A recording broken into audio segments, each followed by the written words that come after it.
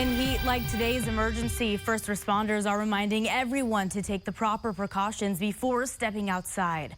They suggest hydrating and wearing the right clothes. CBS Austin's Jamal Kennedy joins us live tonight from downtown. Jamal, what else are first responders saying when it comes to combating this heat? Well, fair first responders and officials are all saying one thing, is that you should be taking these high temperatures and this extreme heat very, very seriously. The easiest thing to do is to be able to avoid it. Pflugerville Fire Department Captain Brian Lucas says when it comes to this summer heat, it's best not to play around. You can get out in the cooler morning hours or the later evening hours to do the things you need to do outside and just stay out of the heat altogether. That's going to be your best bet. Right now, Central Texas is in a stretch of 6 consecutive days of 100-plus degree heat.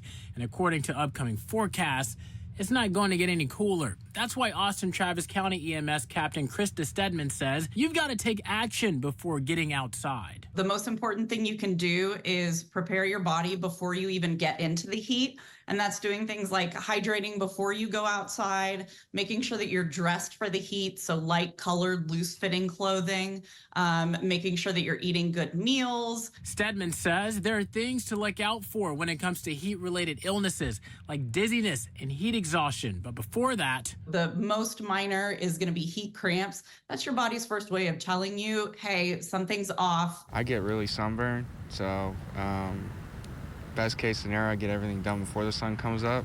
Griffin Stark says he likes to exercise, even in the summer. But his way of beating the heat is getting out on the trails as early as possible. Some pretty nice trails. You do that during the day, it's already 100 degrees, so it's a little bit too hot for that. But it's not just those looking to enjoy their days outside who need reminders about heat safety. Lucas says during the summer, discussing heat safety with firefighters in his unit is part of protocol. We're constantly given the weather reports. We have work rest cycles that we adhere by due to whatever the humidity is going to be, as well as the temperature. Lucas says if you're going out into the heat, remember to take breaks. Try to stay in the shade, just avoid long durations of heat exposure. Now, Stedman says if you start feeling dizzy or nauseous while you're outside, then you're experiencing heat exhaustion and you need to get inside as fast as possible. For now, reporting live in downtown Austin, Jamal Kennedy, CBS Austin News. Well, these record-breaking temperatures are taking a toll on our health. Doctors say they're even seeing an uptick in people going to the hospital right now. Fox SA's Amanda Henderson explains why they say this is the case. This is the one place you'll find people in San Antonio. Amid record-breaking heat, we found Angelisa and Shalonia Boxmarayo. You can get in the water every 10 minutes and it keeps you definitely cool. Both say they are taking extra precautions to avoid heat illnesses. We definitely hydrate all morning before stepping out in the afternoon. In the past 2 weeks, more than 70 heat-related illnesses were reported in Bexar County, the highest 2-week total since the end of May, start of June. We've seen overall fewer people, but we've seen more of them in the last 2 weeks. The vast majority of Bexar County's heat-related illness cases are heat exhaustion. When you have a lot of hot days leading up to what we're experiencing now, your body sort of acclimates and kind of gets used to it. We haven't had much of that this year. Dr. Ralph Riviello says this week's sharp rise in temperatures can have a harsher impact. Sometimes people don't recognize this early warning signs or think they could just trudge through and get something done, and then they, develop heat exhaustion and have to seek medical attention. Some symptoms include headache, nausea, and confusion. Dr. Riviello says being prepared is critical. Having access to plenty of water is very key. And here's the thing, we know it's hot outside. I know it's hot outside because I'm here, but even right now it's close to 100 degrees and the sun is down. So you can imagine, Dr. Riviello says these next couple days are going to be critical as the heat continues its grip on South Texas. Make sure you have, like you mentioned, plenty of water and you're going inside or to air condition if necessary. For Fox SA, I'm Amanda Henderson. It is on as hot summertime temperatures are here, and they're probably going to stick around for the next month or so at least. As News 4 San Antonio's Ethan Trejo explains, if you're not careful, the heat can start to cause some mental health issues. Here's what to look out for. I have a lot of friends, family that just stay inside most of the time. And I mean, ain't nothing wrong with it, right? You may not have noticed it, but shifts in your behavior may be the result of a mental health illness called seasonal affective disorder. It's a type of depression that usually creeps its way in during the hot summer months here in San Antonio. The disorder affects millions of people. Adriana McKinnon is a licensed therapist who works at the Children's Bereavement Center. She says one of the main contributors to the disorder has to do with people trying to escape the heat. That means when you keep yourself isolated inside to avoid the sun, you could be putting yourself at risk to develop seasonal affective disorder. They feel fatigue, low energy, changes in appetite, and mainly loss of interest in activities. But McKinnon also says that overexposure to the summer heat could cause other issues like irritation and difficulty concentrating. So what's the solution? McKinnon says that it's important to find a balance between getting healthy sunlight and keeping your body levels cool. Maybe shorter walks, early morning light therapy can benefit to a lot of people. Maintain a regular routine with your sleep hours and also your meals. We asked some people at Woodlawn Lake what they do to make sure they find a balance. Go for a run, enjoy the scenery. San Antonio has a lot of places like this. So I meditate. With the sun, it's hard to do that, right? So keep calm, especially when it's so hot, just beaming down on you. Ethan Trejo, News 4, San Antonio. It's pretty rough. We encourage, obviously, lots of water. We have water breaks. We have people bring a half-gallon water jug. Hydration, you know, everything is hot in Texas. That's right. It's the dog days of summer, but that's not stopping this band from taking the turf, or in this case, the concrete. McCallum High School Marching Band, or the MAC Band, has been practicing all summer long. Even in these triple-digit temperatures, they're making sure they stay hydrated so they can put on a show-stopping number. And we're told they've never dealt with a heat-related emergency before. But as you can see, they're prepared to take action if needed. We also have a cooling station. It's full of ice and water. And if someone has some problem with like a heat, exhaustion or stroke or something like that. So we get it down here where there's shade, we put it in. I take this cooler full of ice and I dump it in to the tarp. Then we put the kiddo in there. We get the water bucket, we pour that in there. We have students assigned to the corners of it. And basically, we cover the kid up like a big taco and just make sure they start cooling down as soon as possible. Yeah. Plan in action there. The new marching band season is just beginning. The incoming freshmen were out there starting their high school career. They're the class of 2028, by the way. So exciting. And Avery, you personally know what it takes to be out there practicing in the heat. I sure do. Circa late 2000s into the early 2010s, I too was one of those kiddos marching in the summer heat, and unfortunately that means I have this gym to show with you. Way too much hair, way too hot, and we did have to take advantage of everything we could to stay cool. Something not mentioned there that I think is one of the better tools you can use to stay cool when it is this hot is something called evaporative cooling. This is why we sweat, by the way. When you have liquid water molecules that then enter the atmosphere as water vapor, there's a heat exchange that happens there where heat is absorbed from wherever that water is evaporating from. This is most effective when the air is dry. That allows sweat coming off your face to evaporate and give you that cooling effect. It is not as effective when the humidity is high, though, because that sweat doesn't evaporate, so you just keep sweating and keep sweating. You get dehydrated, the whole 9 yards.